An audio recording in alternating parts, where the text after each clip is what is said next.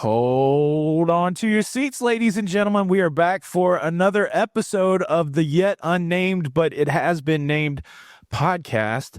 I'm here with Tommy Casabona from the Always Be Booked Cruising Podcast. I'm Tony from La Lido Loca, and this is our new joint. Remember when they used to call projects as joints? Spike Lee started that, right? I don't know if we can pull that off or not, but this is our new thing. It's our new project for a couple, 50-year-olds here in the cruising space. Tommy, do you want to reveal what the new name is so people can get accustomed to it? I wish I had a drum roll sound effect, but yeah. So hold, please. Well, Hey, maybe you're do. up? Hold on. Wait. No, I don't. I take it back. Never mind. Sorry. I was a DJ for a while too, so I could do the announcer voice. Ladies and gentlemen, I think, what do we go with? I even got confused. I think it's Cruise Talk Weekly, right? Yes. You suggested it. I love it. Cruise Talk Weekly with Tommy and Tony. I like that.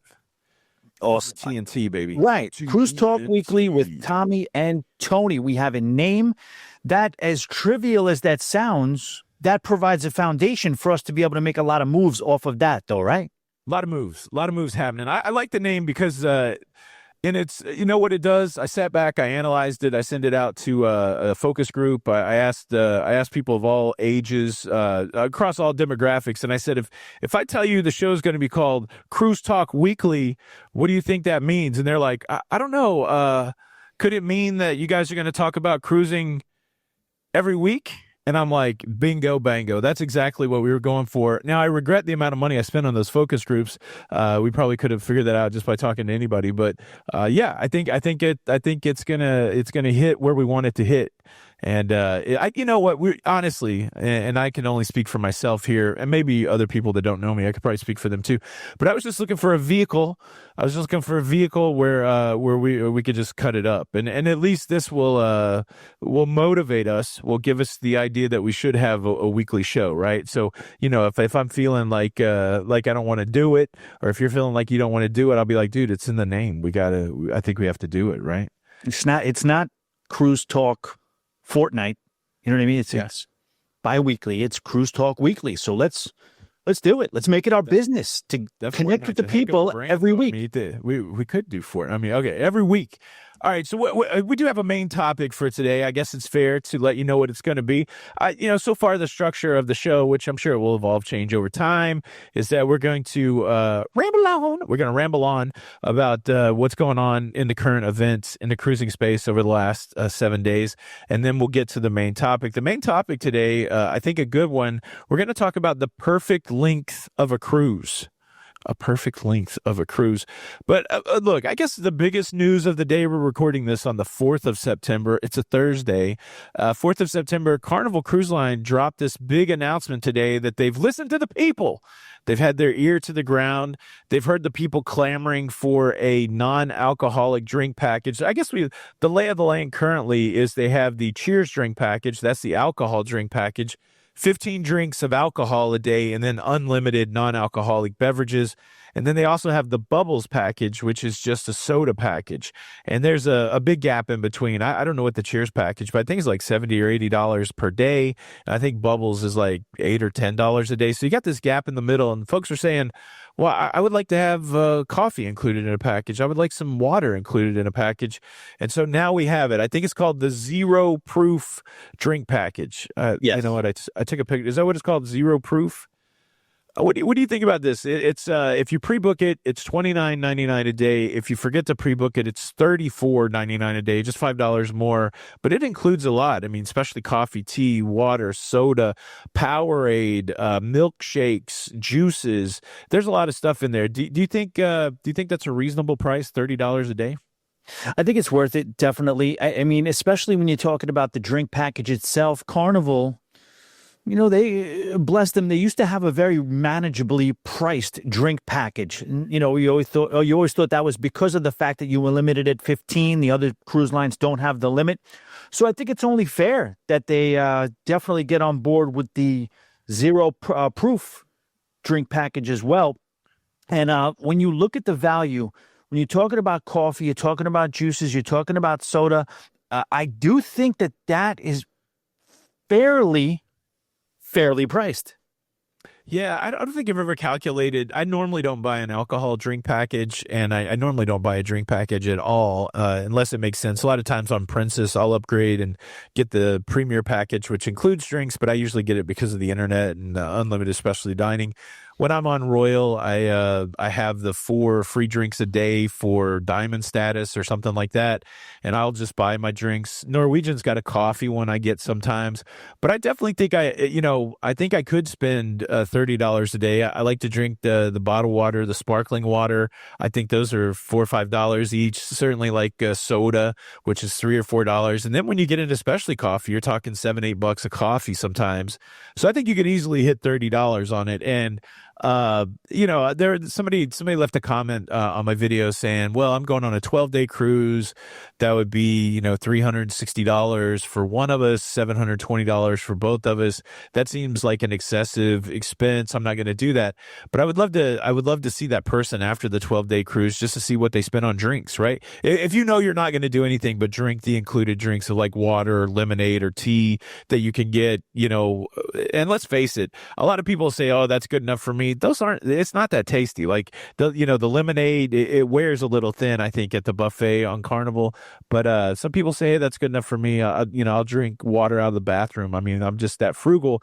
But I think if you're somebody that's inclined to open your wallet anyways, I think that it's not a bad price. I think the frugal cruisers are always going to be frugal, but I think people that are looking to spend a little money but don't want to go as deep as a full-on alcoholic drink package, I think this is a good option. I agree with you, Tony. I would like to point out that I know you're normally not Tony Drink Package, but I do believe you made an exception at one point on one particular cruise. Do you recall one of those? Oh yeah, I mean, you have such a reputation about being a party guy that you like to have the drinks. I did go on your group cruise. I didn't know what it was going to be like. We'd never cruised together, but I said, who likes to drink? Tommy likes to drink.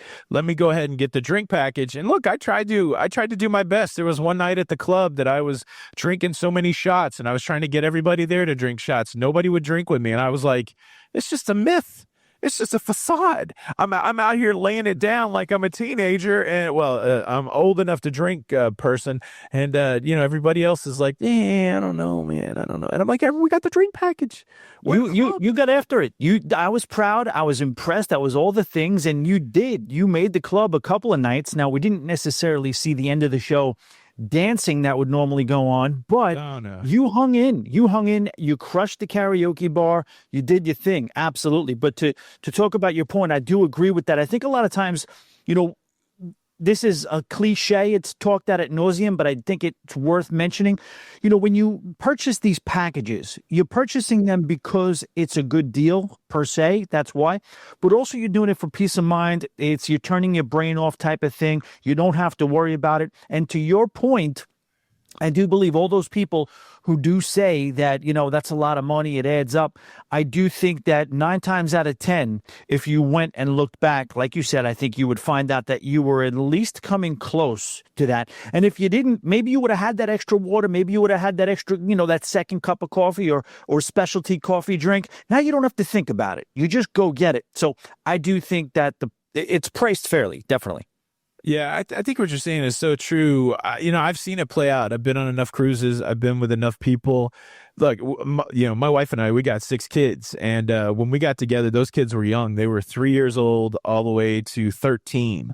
And every once in a while, we would take those kids on a vacation, and we didn't have a lot of money. And so everything that you did on that vacation, we're going to go to McDonald's, everybody, and you can order off of the value menu, and you can do this, and you can do that.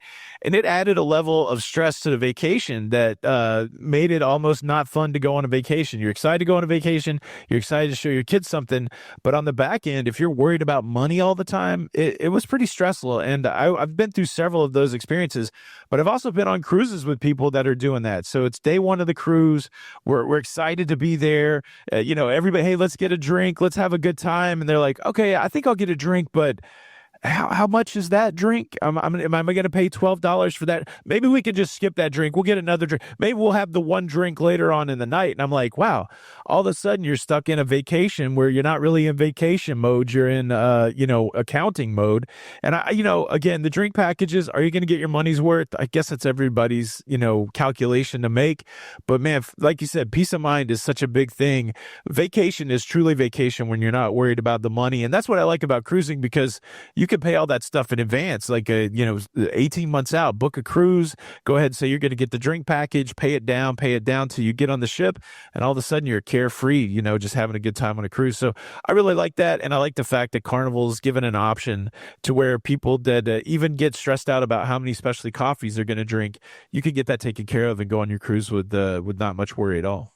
Yeah, the proverbial fresh wallet that they like to talk about. I agree 100%. When you're talking about being on the ship and moving around the ship and not necessarily having to stress what the expenses are, and knowing that, that's paid for, especially like you bring up a great point when you're talking about traveling with multiple kids. So I'm all for it. I think, in a lot of controversial moves and announcements by Carnival in the past few weeks or so, I believe this one, they got it right. Yeah, it's a winner. I'm glad they came out with a winner, because earlier in the week they did announce a change to their new private resort destination Celebration Key. When this thing was opened, this thing's fantastic. I know we've talked about it in the past. If you look at an aerial view of this destination, it's spectacular, and the one of the big signature pieces is this lagoon that spans almost the length of an island. It's a big swimming pool essentially, and it's cut in half by a bridge. And what we were told in the beginning is that one half of this lagoon would be completely family friendly. This is where we want the kids to go, and then on the other half of the lagoon, this was going to be kind of more orientated for adults. And it's called the Calypso Lagoon, that section, and that there would be 18 plus areas where this is included. You just get off the ship, you don't want to deal with any kids, you go to the 18 plus area. Well, I don't know when that opened, but it's probably less than 2 months. There's already been a change, and Carnival said they want to make sure that they accommodate more of their guests, and so they've changed the age on Calypso Lagoon. From now it was 18 plus, now you only have to be 13 years old to go into this area. So all of a sudden, if you were somebody that booked this thinking you would have an adults only area to go to, now you got teenagers in your face. And look, 13-year-olds can be a disaster for sure with their behavior. But the cool thing in that Carnival announcement, they did say that if you definitely want an adults only area, they have something you can pay for, the Pearl Cove Beach Club. So you can take your disappointed self over and pay some money and go to the adults. I don't know what the move is there. Now, I heard they were having trouble regulating it anyways. Like, obviously, you don't want to have some crew member in a pool somewhere, running kids out. That's especially teenagers. That's going to be a pain in the butt. But what do you think about this one, Tommy? So yeah, it's one of two things. Like you just said, they realized they were fighting maybe a losing battle. They were trying to, I guess, fight the good fight, hold the line, and keep the 13-year-olds out. They were finding out that this is too big of a project to try to pull off. Or if you want to get conspiratorial about it, you're hearing some people out there saying that they were trying to, they were having a little trouble selling the adults only area. What is it called? The Pearl Cove? Pearl Cove Beach Club, yeah. I think. And in order to drive people to pay some money, which, we would never accuse these cruise lines of, finagling the system and trying to kind of manipulate you into having to separate yourself from your wallet. But it seems like, there's a chance that might be happening. I don't know. Multiple people have said it. It's not substantiated, but it's one of those two things. Yeah, it's an interesting situation that we find Carnival in, because it makes sense. I mean, they can lay that narrative out, and you could agree with it because they are a family friendly cruise line, right? Hey, we realized we made a mistake, that there's not enough space in the one half of the lagoon for all the kids and all the family. So yeah, we're just gonna have to push it out. The number of adults that want seclusion and 18 plus is less than we thought, and so now we'll just leave it for pay. But that's the way it is. Like you got to expect change on the Celebration Key, but certainly I've seen some people be pretty disappointed about it. The other thing that Carnival's doing that's interesting is that C program, selling exclusively with adults. I believe that's what that stands Yes. for. That started out as a casino only program, but earlier in the month or the end of last month, we saw that they opened that up to anybody who wants to do it. Now they're closing it down. I did see this. It was a short term thing where you could go and register to be on an adults only cruise. What do you make of that? Do you think that's like a test balloon, or do you like the idea that inside of a cruise, so Virgin obviously is adults only, but do you like the idea that a cruise line may say, hey, we're going to put 5, 10 adults only sailings up this year and see if we can book up those cruise lines or cruise ships? I do like it. Obviously, a person who cruises in the manner that I cruise in, definitely liking to have a couple of drinks, sailing mostly with friends, liking the nightlife, that type of thing. I definitely appreciate being able to have a cruise that, is adults only. And I think that is the main calling card when it comes to Virgin. I don't know. I wish I could find out. I wish it was a little bit more transparent in what the long-term plan is. What I do hear is that the casino is really booming from these cruises. Now, whether it's a full-on casino cruise or not, or they're letting some non-casino or Players Club members on the cruise or not, which I guess they are, they're rolling in new tables, they're rolling in more machines, and the casinos, listen, we all know about how casinos work. You play, I play, and we have our days and evenings in the sun when we do win sometimes, but it's proven over time the house long-term always wins. So this bodes well as a financial move for them as well in that regard. And I was interested. I did not hear that. So when you said they were canceling the program, so they're basically running with these ones that are booked right now, and they announced that they're not going to be doing any more? I feel like it was last week. I saw an announcement that said the C program is open to anybody. So they put out a link out there. You went out there and you put in your VIFP number, and it would show you these C sailings. And for me, there was like a couple great transatlantics next year, that kind of thing. And then it was just a couple days ago on John Heald's Facebook page. He also put out an announcement that said, hey, this is just a limited time only. They're going to be closing the registration on this. Maybe they have already, but they're just letting people know that that link is not going to be working anymore. So again, I don't know what the long-term plan is. If it was just to get maybe they booked up everything that they put out there, but yeah, I mean, it could be the deal. They just put a few out there, filled it up, and now they're closing it down. I hope it works out well for them, because I really do like the idea of cruising without kids. I went on one Virgin Voyages cruise, and within the first, I would say, hour, it became palpable, the realization that there were no kids on there. And it wasn't like a weird risque type thing. It was just a different kind of loose vibe, that you knew that there were no kids that you had to worry about, or there was no kids that were going to impede on all the stuff you were trying to do.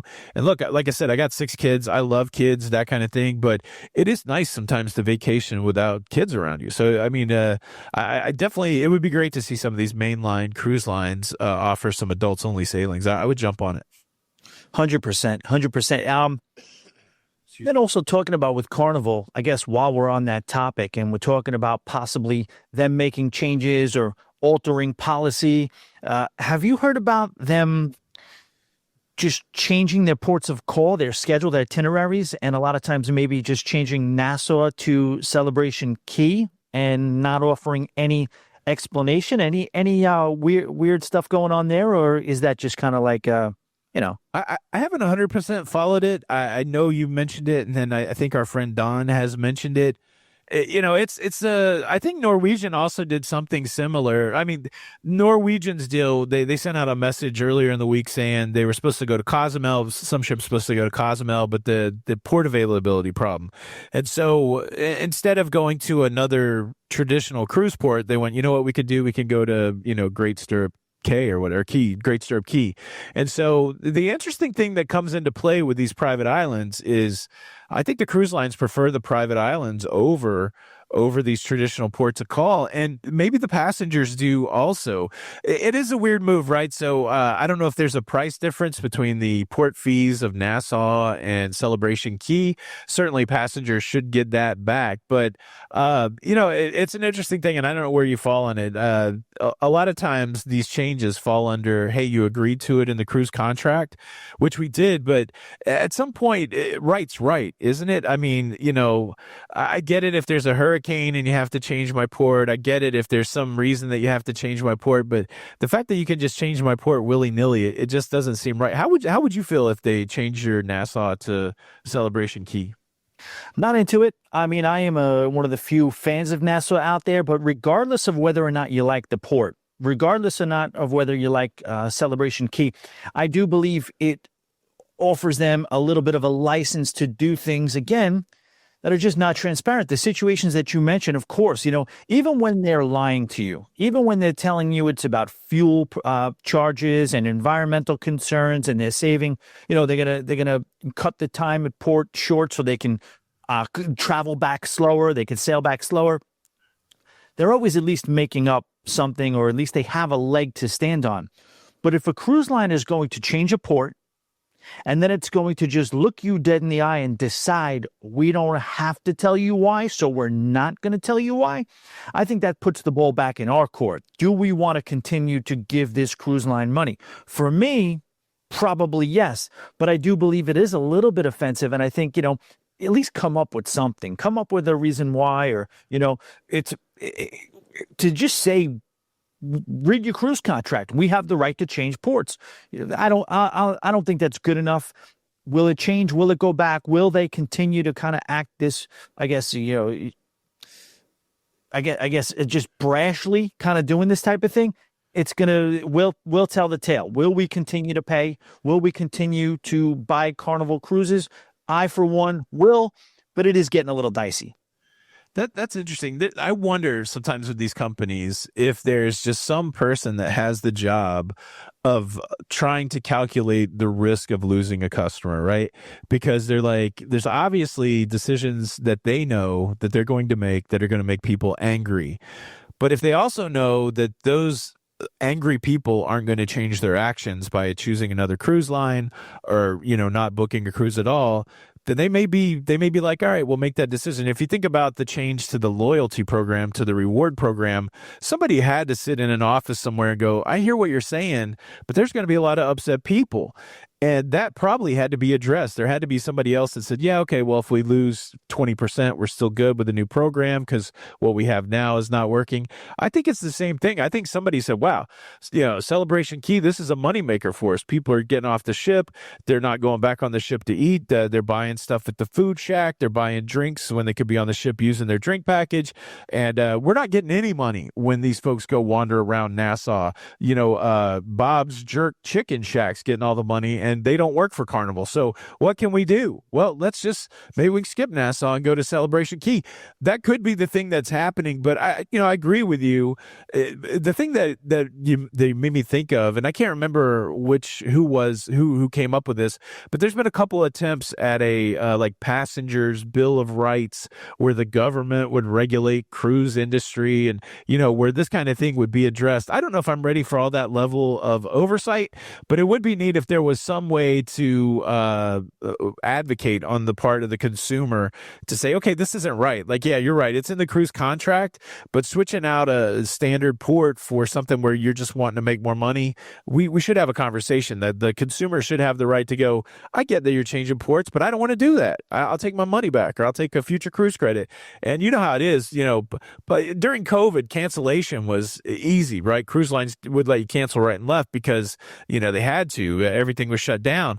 But now that we're beyond that and these cruise ships are booked fully, they're tight with that cancellation. Like the rules are tightened down, and they don't want to let you cancel for anything. So I don't know if regulation is the route to go, but that's been a conversation a couple times. I think that would be an undue burden on cruising, though. And anytime the government gets in something, I'm a little leery about it. But what do you think? Do you think there should be some body out there regulating these practices of the cruise line? I'm with you. I'm not necessarily ready for that. I do agree that maybe there should be a conversation about it or maybe getting to that level. But I think the market is the market. And I think the market basically reveals itself. The market is never wrong. It is what it is out there. And I do think that the cruise lines during COVID, you've spoke about it a lot. They took a lot of bad loans out. They've lost a lot of money, and the resiliency of the industry was proven big time. And they did a phenomenal job. And in the beginning, you saw them make a couple of moves that were kind of, I guess you would say, blamed on the fact that they had to make up some money. You know what I mean? They had to kind of recover some of the bad loans they took and make up some of the money for having to, basically shut down the industry for a couple of years. But I think my belief is that the only thing money does is make you want more money. And I think once these cruise lines realize that, hey, we could take this away, we could take that away. Look how much more money we can make by doing this. Nobody's saying anything. I just think they're basically, like you said, the guy in the office, in the boardroom, he's just testing. How far can we go? When will it stop? And who's going to decide that? Cruisers, us, myself, you. We will decide when we finally say this is enough. The law of diminishing returns has kicked in, and it's no longer the best option for a vacation. You're not there yet. I'm not there yet. But will we? Will we get there? It's interesting. The other piece of data I would love to see is they know how many people scan off of a cruise ship at a port of call. And traditionally, anecdotally, reading comments, talking to people, a lot of people I run into say, "Oh, Nassau, I don't even get off the ship." And so that's another thing, because if you know, and I don't know what the percentage is, say you roll into Nassau and say only 20% of the people get off the ship. Well, now you've got a ton more expenses for a port day than you normally would. If you go to a port where 80% of the people get off the ship, then that's 80%, then that's people not eating food. That's people not needing service from crew members, that kind of thing. So if you're looking at it and you go, okay, Nassau, only 20% of the people get off the ship, but Celebration Key, what we've seen recently is that 80% of the people get off the ship, then even if they're not selling anything else or increasing anything else, then they're saving on operating costs. So again, I'm pretty sure there's probably, whiz bangs over there looking at all of those numbers, and you go, okay, well, we might piss off the 20 people that like to get off in Nassau.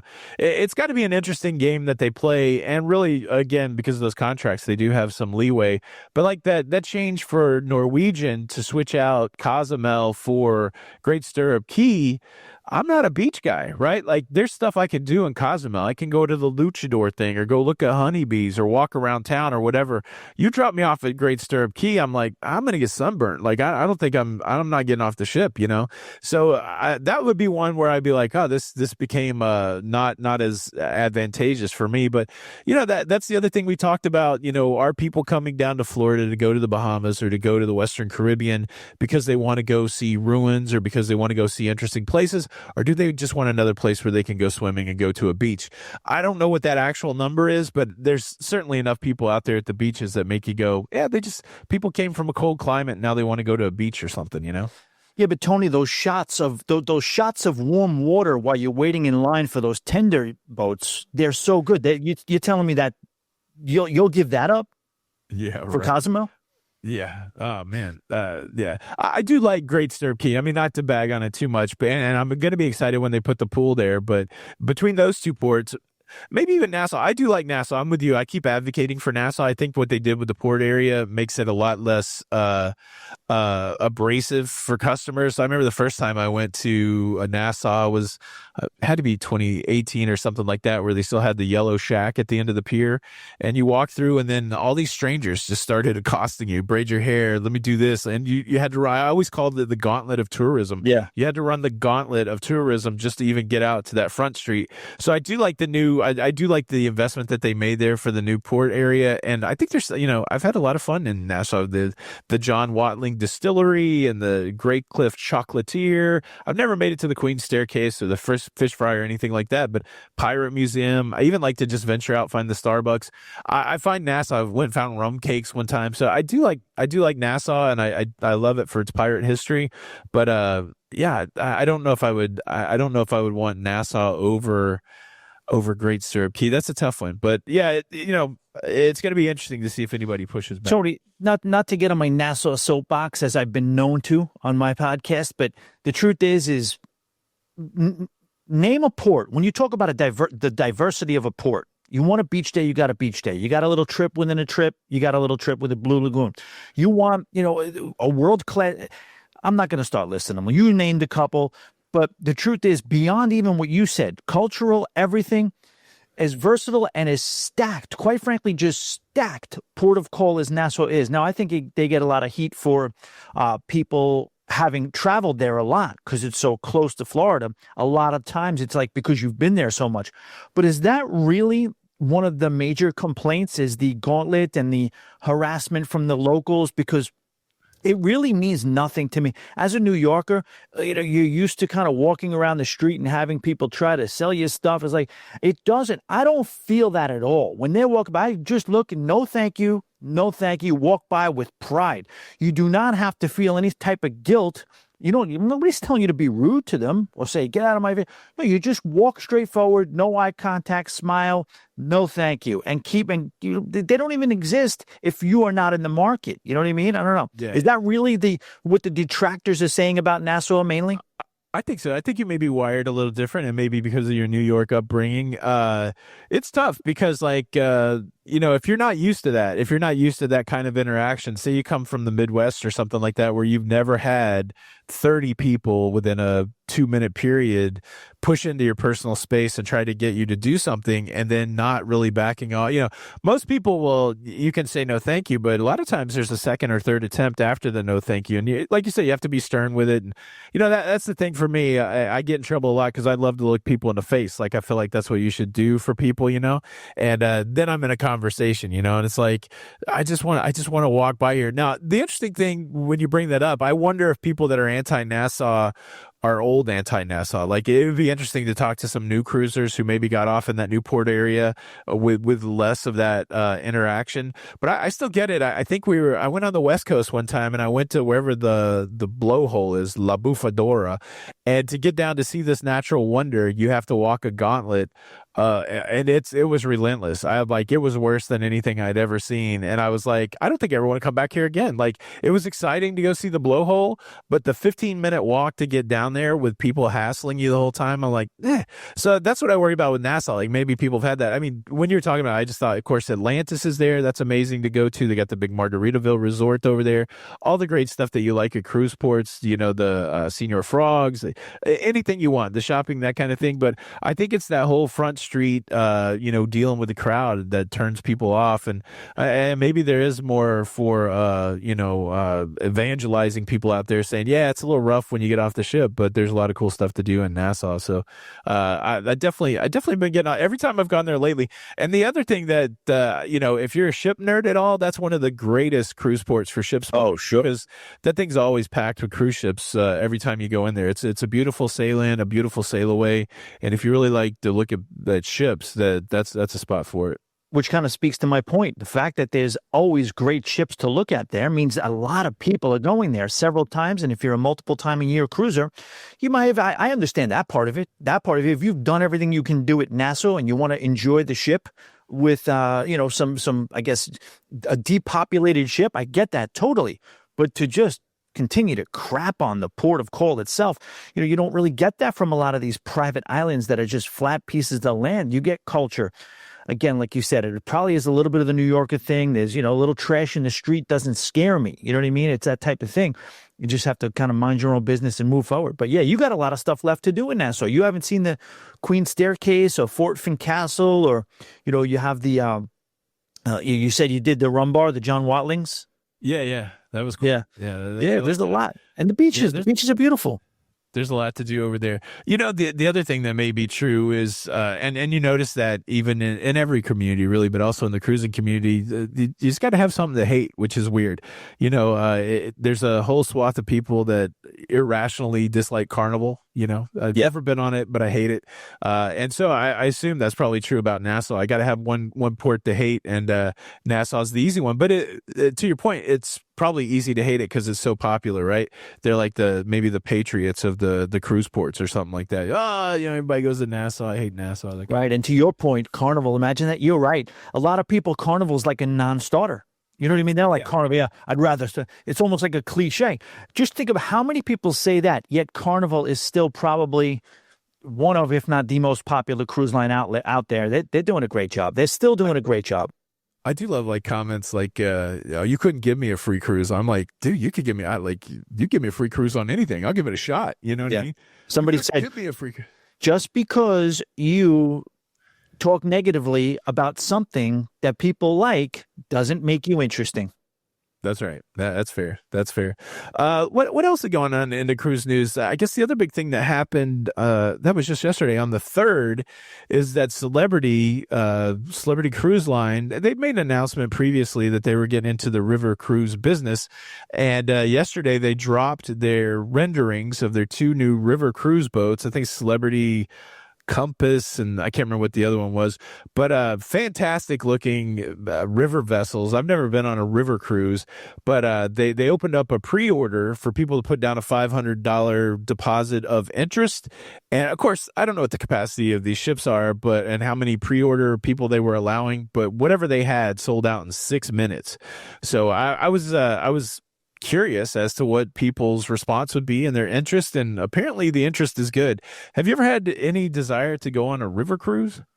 I do have a desire to go on a river cruise. Absolutely. I don't necessarily predict that it will be my thing long term, but just to get the experience, you know what I mean? It's also demographic wise, I am not necessarily, the young 30-something-year-old like I was when I first started cruising, but I still have that kind of spirit, and I like that type of cruising. So I'm not necessarily sure river cruising, but yes, I am a cruise nerd. I'm a history nerd. I'm a geography nerd. So I would get a lot out of stopping at those, the frequent stops at those ports. And then like what you say about Celebrity, they're not just getting into, I was surprised, because you usually, I guess river cruise ships are not the expense that, major ocean going cruise ships are, because what did they announce? They announced that they were exploding on the scene in river cruising, and multiple, I think it was double-digit cruise ships that they were planning on building in a couple of years. I thought it was out of control, but yeah, I guess the barrier to entry for river cruising isn't as high. So yeah, have you ever done a river cruise or no? I've never done a river cruise, and I was pretty resistive because, for me, my cruising profile is I like big ship entertainment, right? Like big theater entertainment. I like to have a casino, and I like the ship experience more. That was really how you could describe the way I like to cruise, maybe for the first 2 or 3 years that I cruise. Then I took an ocean cruise. I flew to the UK, and I took an ocean cruise around the UK where I stopped at almost a different port stop every day. And then I did a transatlantic where I went over to Northern Europe, and I went to, several countries over there. And it really opened my eyes to this idea of jumping off at a cruise port and really exploring in a deeper way than I ever had before. And I think that opened my mind up a little more to river cruising. I talked to a guy that was maybe he works for Margaritaville. I think he was one of the officers there. And I was talking about how great he was. I think he was from Croatia. And I was like, oh man, I had such a good time in Europe. I need to go back. And he goes, well, if you really want to see the cities of Europe, go on a river cruise. Find like a 21-day river cruise and jump on a river that goes through 4 or 5 countries, and you'll see a lot of Europe. And that became really appealing to me. I still have some resistance to it. I was talking to again our friend Don today, and he's going on a Christmas market river cruise, 7 days, $11,000, and that's not counting the flight to Europe. So there's definitely a cost that's involved with river cruising that doesn't necessarily exist in ocean cruising. But I think the experience of being able to see the ports longer, one example, when I went to Rotterdam on the MS Rotterdam, Holland America ship, we docked there in Rotterdam, and one of the big excursions in Rotterdam is this old thing called the Windmills of Kinderdijk. It's an old windmill community. I don't know from what century. And I booked an excursion for that. I had to get off of the cruise ship. I had to meet at my excursion spot. I had to load up on a boat. We had to, or not a boat. I had to load up on a bus. We drove all through Rotterdam, and then eventually, like an hour later, we ended up at the Windmills of Kinderdijk. Now, on that trip, really close to our cruise ship, there was the Viking Orion, which is a Viking riverboat, and it was docked right there at the same place that we were docked. And by the time we were leaving the Windmills of Kinderdijk, that same cruise ship was docked right next to the Windmills of Kinderdijk. So they, for their excursion, they just took the whole boat over there, and people could just walk off. So I think what the riverboat does is it really gives you access, longer times in port, really the opportunity to see things in a, that's the challenge sometimes with ocean cruising. You might get 4 or 5 hours in a place. Like, oh yeah, I went to, the one time that I got off in Le Havre, France, I took a bus ride for 4 hours to spend 35 minutes or 40 minutes in Paris and then came back. So it really wasn't enough time to do anything, where I think if I was on a river cruise down the Seine or something like that, that I would be able to stay a whole day in Paris or something. So I think that's the appeal. There's more expense that comes with it. The other interesting play is you see Celebrity Cruise Line, an ocean cruise line first, now getting into the river market. It is interesting. I don't know if they looked at this as a model, but Viking predominant in the river cruise space, and then they transitioned into ocean cruising and really became a big player, a highly rated player in the ocean space. So it's neat to see this crossover, but I think it's a smart move on Celebrity's part, because not only does your loyalty roll over from the whole royal family into it, but I think it gives them another opportunity to make more money. I mean, we're always talking about it, right? You've got some high-end celebrity cruisers that say, okay, what's the next level for me? How can you take it to another level for me? And now, okay, well, let's go to Europe and get on a river cruise. One thing I'd never wanted to do is a U.S. river cruise. Like, there's cruise boats that go up and down the Mississippi. Like, oh, you can go to Nashville, or you can go to Memphis, or you can go to St. Louis. It's like, I'm really familiar with those cities. And I remember one of the OG YouTubers, Jim Zim.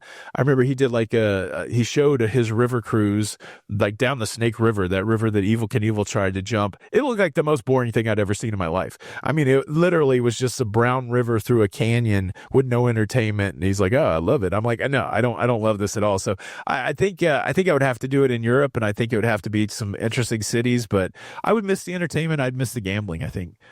Yeah, I just go back to what you said from the Margaritaville gentleman who said, just jump on a yacht. Well, can you just transfer $15,000 into my bank account and I'll just jump on the river cruise? But yeah, I think it's going to grow. I think there is room out there for river cruising to grow. I think river cruising will grow really when they start, doing the whole thing where you're seeing that trend on cruise ships now where people just take up residence. I think the Super Mario of river cruising has to reveal himself, and then you'll start getting some real vloggers. But I guess experientially, it does look cool. I wonder, again, like you said, is it a little bit slow for me and how I travel right now? It probably is. Now, in the beginning, they were making a little bit of a push by marketing it towards a bunch of millennials and doing some silent discos and stuff like that. I don't know if that ever took. You don't really hear about it that much. But yeah, if they can maybe trend a little bit more contemporary, more millennials and that type of thing,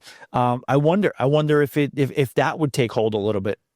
It's pretty interesting. Like, a lot of these companies, the Virgin, the same way, when they started, they were really trying to market toward a younger crowd. But I think what all these cruise lines realize is that the money is just not there, right? So, I think Virgin now is like the 50-year-olds playground, right? Because those are the people with the disposable income. So yeah, it'll be interesting. Like, can they really get any, young people on these river cruises? In my conversation with Don, I was asking him about his Amma Waterways river cruise that he just came off of, and he said he thinks the average age was like 65 or older. Okay. So it definitely sounds like an old crowd. I do want to go back. I just want to say I need to make this statement. So I just did a 4-day vacation to Murphy, North Carolina. Went up into the mountains. A couple takeaways. We left we left north of Tampa at 6:30 a.m. Friday, got stuck in traffic in Atlanta, and we didn't get to Murphy until like 5 p.m. So 11 hours in the car just to get to the mountains. Ooh. Okay. And then we spent a couple days. There's a casino there. There's a Harrah's there, which is nice. And I've been taking a break from gambling, but I felt the peer pressure from my wife and everybody else. So I gambled, and I do want to make a comment about that. And then we got up at 4 a.m. and drove back, and we missed Atlanta traffic, which was nice, but it was still a 9 hour in the car on Monday. And I'm pretty sure I'm sick from it. So I just want to say that. So the first takeaway is I do not want to ever be in a car for 11 hours again. Whatever traveling I have to do, maybe I'm just aging out of driving. I think maybe 4 hours is my limit. So I gotta plan accordingly. But then the other thing that I forgot that I remembered now is that you cannot go gambling unless you go with degenerate gamblers.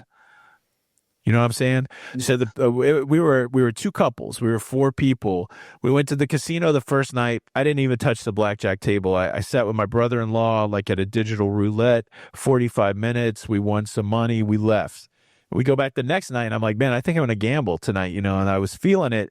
And I thought everybody was in for the long haul. So I sat down at the blackjack table, and, I got about $1,000 budget, right? And because I hadn't gambled in a while, I keep a little stash. I hadn't, and I won on the Star of the Seas on Royal. I was up about $600 or $700. And so I still had that money. I gave Jenny B some money to gamble with. So I sit down, boom, it's $25 table. I lose 300 off the cut. Like, I don't even think I made it through a shoe. Then I lose another $300 right off the cut. And I'm like, oh man, this is going poorly. But then the last 300, I said, if I lose this 300, I'm just down, because I've given back the money I won on Star of the Seas. I'm just going to be down and just count it up for fun. I start coming back. I got some beautiful hands. The bet's getting pushed up. I double up some big bets, that kind of thing. And I've got it all the way back to $825. I'm only 3 bets away from getting my money. And the shoe ends, and I look down at my phone, and everybody's like, let's go. We got to go right now. And I'm like, dude, I could sit here another 4 hours. I'm like, maybe my level of degeneracy is gone. But that was my other takeaway, that if you plan to gamble like you like to gamble, don't go with people that are not degenerate gamblers, because they are going to say, let's go. So I still got the hankering. I still got that money in my pocket. I'm like, oh, maybe I got to go to Tampa or something like that just to get it out of my system. I was going to say, yeah, you as you were saying that, I was like, yeah, well, they have to understand it's not time to get up yet. I get that. So I'm right there with you. I don't know what that says about my degeneracy. Let me ask you, though, are you, when you play blackjack, are you a by the book guy, or are you by the seat of your pants guy? I believe it. I believe it. And I believe that if you act like a computer and you stay consistent, that you will find your opportunities. I never vary. I play the same way every time. I don't have any problem with anybody playing any way that they want. I mean, but for me, I feel most sane because the thing for me is like hitting on 16 against a 10. A lot of people won't do it, right? But the book says you should do it. They say it's like fighting a bear or fighting a dog. Which would you rather fight? And so they say that hitting on the 16 is like fighting a dog. Sometimes you're going to win that fight, but not hitting, you're going to lose more times. It's like fighting the bear. So the thing that's hard for me is if I changed every time. So say one time I don't hit it and I still lose, but then the next time I do hit it and or say I don't hit it and the next person gets a 5. Oh, dang, I should have hit it. So like for me, I just do the same thing every time. I'm always going to hit the 16. I'm always going to hit the 12 against the 2, that kind of thing. But it's worked out okay. I mean, on the Star of the Seas, it was really happening for me. I had a couple good runs where I turned that 300. So basically I like the $25 game because it a lot of times that's the what the bet is on some of these cruise ships, but to get like a hand dealt shoe instead of auto shuffle or whatever. And so normally my buy-ins for 300, and I think I had one session on the Star where I bought in for 300 and cashed out for 1,200. So it's it was a good run. But again, I had gambled in about a year, and I was like, I'm only going to gamble on Royal ships. But it did take long for me to sit at that table in North Carolina to be like, oh, I could do this every day. I could get rich gambling, which is it's an insane thing that gambling does to you. It's really like you never should gamble with money that you aren't comfortable losing, right? Like, and never go get money out of the ATM after you've lost whatever you brought because it'll just suck you down, man. It's a rough thing, but it's fun. Like the rush is there. We could do hours. And I know Jenny likes the slots, right? Yep. You could do hours on the psychology of what goes into keeping you at those machines and keeping you at the casino, and just the visual and audio candy that is available, and that's what they're doing to you, to make you sit at those tables. And it is. Geez, I'm a you said you're by the book. I'm a lot of times by the book, but yeah, I'm a little bit of a stay and pray guy. I have to admit. I don't know. My philosophy is like, if he's going to bust, there's no worse feeling than, busting and then watching the dealer bust too. You know what I mean? Right. I like to stay, just let him go. Let him bust. If the dealer's going to bust, let him bust. Let him get that 10 on his, whatever he's got. I don't know. But again, going back to the original statement, long term, the house is going to win. We do this for fun. You just nailed it. Everybody should gamble with money that is recreational money. Absolutely. Yeah. It's a wild phenomenon, and yeah, I mean, that's definitely could be a whole deeper conversation. But another conversation that's going on this week that we got caught up in a little bit is Powerball. Have you been tracking along with the Powerball? I mean, the Chop Shop, your restaurant's right there in a place where you could buy Powerball tickets. Are you participating in the Powerball this week? I watch it all day. People are going nuts. What would you do if you won this and that? You know how many people have told us, have come by, bought a ticket, looked at us, had a sandwich and said, this is phenomenal. This sandwich is great. If I win the Powerball, we're taking this national. I'm like, oh, all right, this might be our shot. I'm kind of against it. I'm kind of against lotto in any form. The money that you've given them over the years, I just feel like I feel like a sucker. I do. I feel like a sucker for purchasing that. And I'm like, first of all, for all the people who don't usually buy a ticket, but then they buy a ticket when it's at over $1 billion or whatever, to me, that's the silliest thing in the world. Because first of all, you're decreasing your odds of winning by so much the one time you do buy it, and then you're telling me the $500 million isn't worth it. You're telling me the 30 million, whatever else is going to, where you have so much better of a chance to win. You know what? I'm going to go for the billion, because you know what? That that 500 million, that's kid stuff. I'm going to play when it's $1 billion, when I really have to get struck by lightning twice in order to have a chance at winning this thing. That's where I'm at. But just in general, all the money that people have spent over the years, you know how many cruises you can buy with all the money that some people have spent on this stuff, that you just, yeah, I get it. You got to be in it to win it. Not for me. It's a sucker's game for me. Man, that's an interesting take. So I'm definitely one of the people that only buy it when it gets to be some crazy number, because I want to be a part of that crazy story, right? Okay. And I also agree with your point that I know people that habitually play the lottery that could have done a lot better by investing that money, right? Yeah. There is a challenge with the lottery, and it's said sometimes, and I know people push back against it, but lottery really could be a tax on the poor, right? Because basically you're selling hope, one $5 scratch off at a time. And the odds of cashing in on that hope is very small. So somebody else is profiting off the back of somebody's hope. But for me, it falls into entertainment again. So I think I spent $20 on Powerball twice over the last two drawings. And the wild thing that it does to my psychology, at least I can speak for me and maybe some people I was around, is that for that 12 hours or 20 hours before the drawing, when you don't know that you haven't won, like when it's still a possibility, life feels a little bit different. I don't even know. That doesn't even make sense, but it's true. You were having these grand conversations of like, my brother-in-law said, well, you could take $1 million and give 100 people $10,000. Well, who are those 100 people? Or are you going to give it, like there's always a big discussion of like whether you should tip your mailman at Christmas. Now you got the lottery money. How much are you going to give the mailman? It is a pipe dream, but there has to be like one person that wins it, right?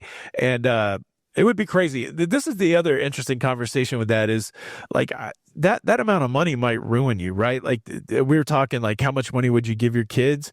I got a few kids that if I gave them $1 million, they might be dead.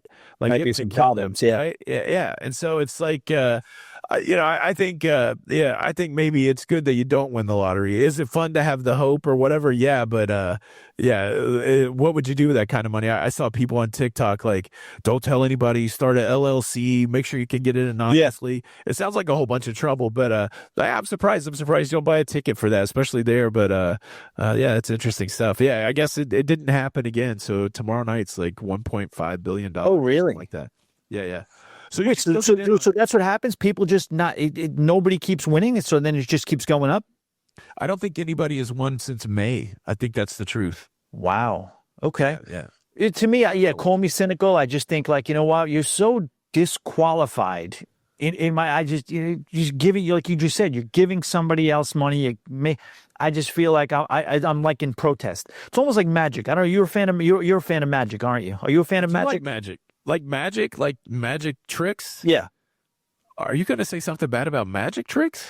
I'm going to say it's not for me, is all I'm going to say. You know, this is not to offend the lotto or magic community whatsoever, but, I just, it just frustrates me. I watch it now. I know it's magic. I know it's not real. So basically, you're doing this trick in front of me that I know is not legitimate. I know you didn't cut the woman in half.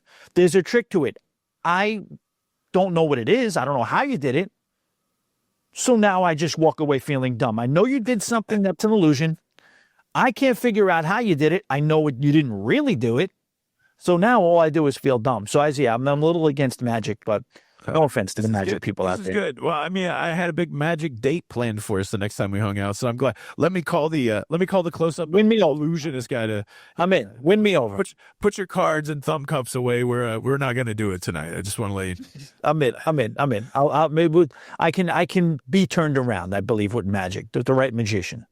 All right, we need to come close to talking about this main topic of how long cruises should be, but I do want to talk about one more thing outside of the cruising space. What is up with adults stealing memorabilia from kids at sporting events? Jeez, yeah. Lay it down. What happened? I mean, I've seen a few of these instances happen, and this is just the latest in a just ridiculous trend of this going on. It's out of I control. went down a whole rabbit trail on TikTok of multiple instances of this, but of course, the one that got national notoriety this past week was there was a tennis tournament. I think it's probably the U.S. Open. There was a Polish tennis player that won their match, and he was doing a signing. There were people hanging over the rails. He was down on the court, so he was looking up. He signed this little kid's big tennis ball. I guess that's what they take to these events, these big tennis balls. He signed it, and then he took his hat off and handed it right to the kid. He handed it right to the kid. And then all of a sudden, out of nowhere, this adult reaches over, snatches the hat, and puts it in his wife's bag. And the kid's like, "What are you doing?" Like, he's looking at the guy. He's got his hand up. He's like, "What are you doing?" The guy was giving me the hat. The guy pays him no attention at all. And the kid is just left distraught. Now, what happened is the player found out about this later. He said, "Hey, if you're the parents of the kid or the kid, reach out to me. We'll make this right." And all of that worked out well. He got to meet the player. He got all kinds of memorabilia. But then the internet, being the internet, went to figure out who this guy was. And the guy that took the hat was like a CEO of a company, and all this heaviness came down on him. And like a few days later, he issued a statement like, "Oh, I didn't mean to do it. I didn't know I was doing it. Certainly I wouldn't do that," or whatever. And it's just an insanity. But then I start watching all these other videos of, adults taking a foul ball out of the hands of a kid who caught it and all kinds of stuff like that. I don't understand what's wrong with people. Could you imagine? Is there any scenario in your life where you would take a foul ball out of the hands of a kid who caught it? It it it frustrates me to no end. I mean, that's absolutely unacceptable behavior. What were the parents around when it happened? Were the kids' parents around? Were they just kind of like, let's go the whole non-confrontational route? About in this day and age, I understand. Parents there. It almost seemed like, sometimes I feel like I've been like that at a hockey game where my kid wants to go up against the glass and I'm maybe like a few rows up. Oh, right, because I can see you. So I feel like maybe that's the situation. I don't think the parents are right there because, I'm non-confrontational. I'm a bit of a pacifist. I've never been in a fist fight in my life. But if I saw somebody take something from my kid like that, I think I might get aggressive. You know what I mean? Yeah. I mean, it's crazy. Again, I don't think the kid probably got a Metro card and hopped on the 7 train and went to the facility by himself. But yeah, That makes sense. If the kid wandered off and it happened while he was kind of isolated, I don't know. That's a little bit of a different argument too. You may not want to necessarily let your kid out of your sight, in Queens for that long. But yeah, there's really nothing you could say. And it's always kind of comical to watch them try to walk back their behavior. You did something reprehensible. And that's one of the good things about the internet being the internet. I don't know how old the guy was, but he probably thought this was still 1984, where he could probably get away with it. It would remain anonymous and nobody would be the wiser. But, sir, no, you were exposed for the, I don't know how we're doing with the language on this show, but the a-hole that you are, 100%. Yeah. Well, the wild thing is, like, he's a CEO of a company, so he's, older. He wasn't like an old guy, but I would say like maybe 40 or something like that, right? 30 or 40. And so sometimes that just exposes, like, the guy's got money, right? So like it's just a weird situation.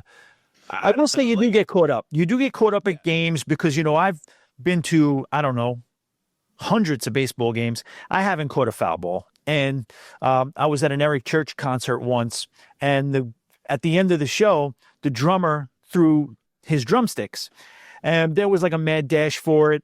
There was kids involved. I was running too, and the guy I was with, who happened to be my friend and boss at the time, he ended up with the drumstick, and I was like, "Oh wow, cool!" And then what did he do? He gave it to the kid, and I'm like, that's nice. Of course, that's what you're supposed to do. Of course, that's what you should do. Shame on me for kind of like wanting to jump in. I'm just a big fan and to drumstick. But of course, that's the right move. You give it to the kid. That's a thrill of a lifetime. And that's what it's for, 100%. Yeah, I saw one clip of a little girl standing next to the ice. Hockey player skates over, throws the puck over for her to have, and some dude just reached out and grabbed it and took it up a few rows. She goes and sits down, starts crying, and then all of a sudden, security and all that shows up, and he's giving her a lot more stuff. But it's just a weird scenario, especially when you know that somebody's specifically giving something to somebody. Just wild stuff. All right, let's talk about this idea of what's the perfect length of cruise. And now that I find out that you don't like magic, I'm pretty sure we're going to have different opinions on this. What is your perfect length of cruise? First of all, not liking magic is strong. Okay.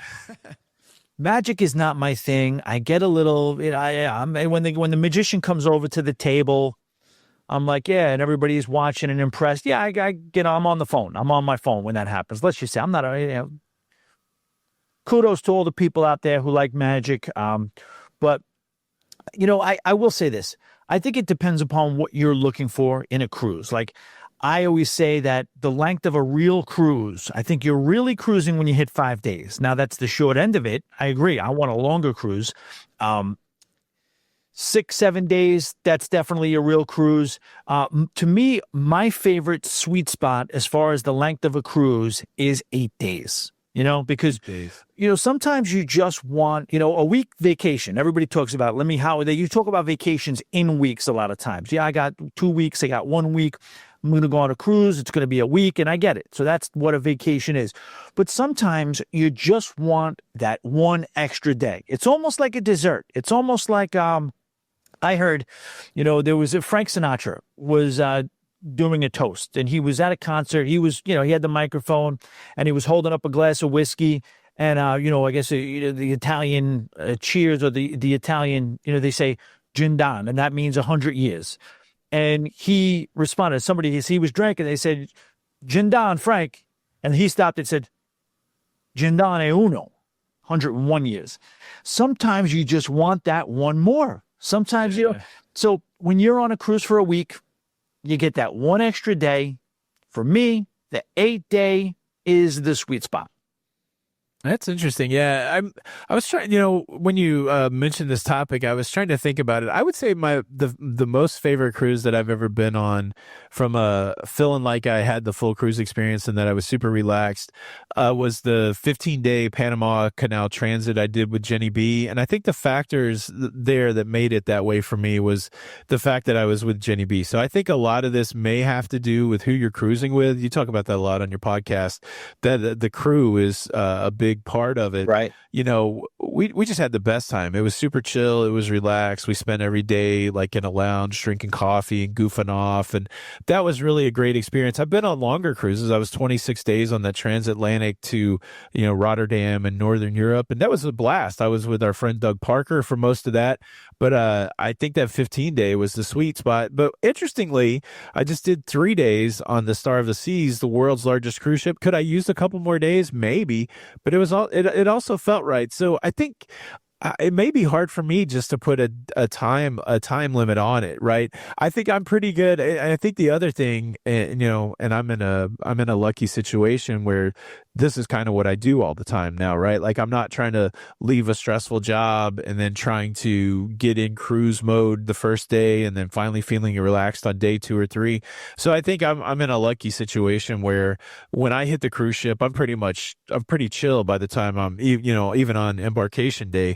So I think there could be a component of that too, like the perfect cruise link for somebody that's humping like a corporate job or any kind of, go punch the clock job for 50, 60 hours a week. It may take a little bit to decompress on your first day of cruise. And if you only got a 4-day cruise and then you're already thinking about your job on day 4, that's probably super stressful. I think 8 does lend itself well to that, because even if you need a day to ease into it in a stress day, knowing that you're going back, I think that gives you a good 6 days in the middle to enjoy it. It's interesting too. And I think it may depend also on where you're going.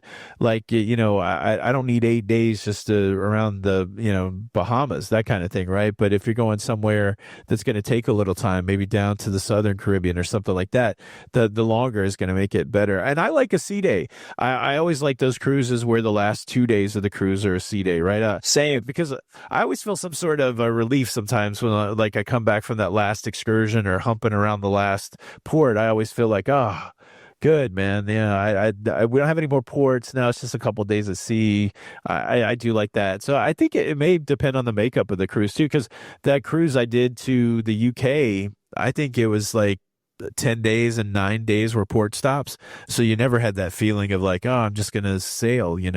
So I think what you're doing on the cruise may be a component of the length also. Do you get that feeling of guilt? I get what you say when you say going to multiple ports. First of all, I do think the cruise is at an ideal pace. If there's 2 sea days at the front end of it, I like it. It feels like it's going at the right pace, but it really starts to speed up when you start hitting the ports. You string 3 of them in a row. But my question to you is, do you feel like a little bit of a guilt too? Does that like annoy you about being in ports a lot? Because if you still want to relax, do you feel like you're a little, oh, I'm supposed to be doing something. I'm supposed to be going out and about. I do. What if I stay up too late and I sleep in a little bit, or if I, just wake up early to catch the sunrise and I catch a couple of hours, I do feel bad. Now, sometimes I'll still do it anyway. I'll stay exactly where I want to be and relax. But I do feel like, you're in these beautiful ports of call, these beautiful parts of the planet. I do feel guilty sometimes if I'm not out and drinking it all in. No, I 100% agree. I've gone through phases where it just really didn't matter where the port was. I was just going to stay on the ship because I love an empty ship. But then when I got the bug for exploring, I do feel that guilt. I'm like, even on the Star of the Seas 3-day sailing, our only port stop was at, Coco Cay.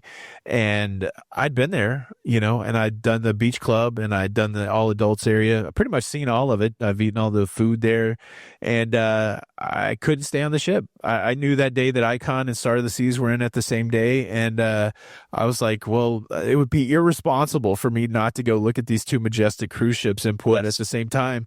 And I ended up spending 2 or 3 hours on Coco Cay where I just wanted to stay on the ship and enjoy the ship. So guilt may be the right word, but I do feel like, we're given this great opportunity to go and see something interesting that not everybody has. And I do feel a little bit of responsibility to go out there and see it. But there's some days though where I just wake up and I'm like, oh, like the funny thing is when nature takes care of it for you.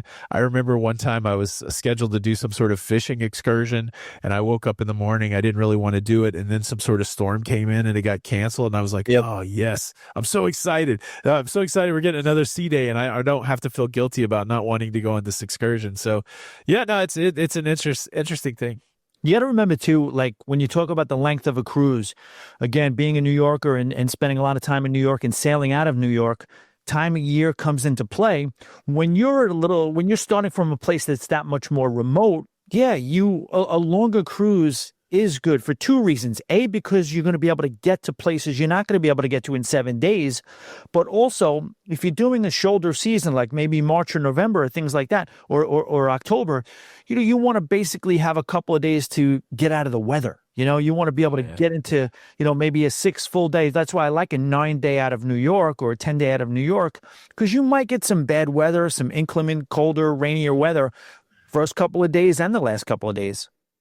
That's so interesting. So, I mean, that could be a major component of it where you sail out of. I mean, I live 45 minutes north of the port of Tampa, and I've taken short cruises out of Tampa and felt satisfied, right? Because it's such an easy thing to drive down to the port, give my car to the valet, and then, go sailing for 4 days on the Carnival Paradise and then come back. My car's right there and I'm home before 9 or 10 o'clock. And it feels wonderful if because I got a little bit of that cruise experience, but I didn't have to deal with the things like you're talking about, getting out of one weather to get into another weather, or having to go down the coast to get somewhere interesting. So that could be a component of cruise length. That would be neat. That'd be neat if we could somehow survey people and say, okay, people, you live in Florida, what's your perfect length of cruise? Or people you're leaving from the Northeast, what's your perfect length of cruise? That kind of thing. Because I think there's a lot of people on the West Coast that do like that, Los Angeles to Catalina to something short, and it's easy pop in and pop out for them. But yeah, no, it's an interesting question for sure. Yep, no doubt. Well, I don't know if we've covered it all, but we have covered a lot. I do want to just welcome everybody again to Cruise Talk Weekly with Tommy and Tony. This will be a video and an audio podcast. The video podcast is hosted over on the Cruise Talk Network on YouTube. Make sure you go check that out. And you should be finding this audio podcast anywhere that podcasts are available. So be on the lookout for that.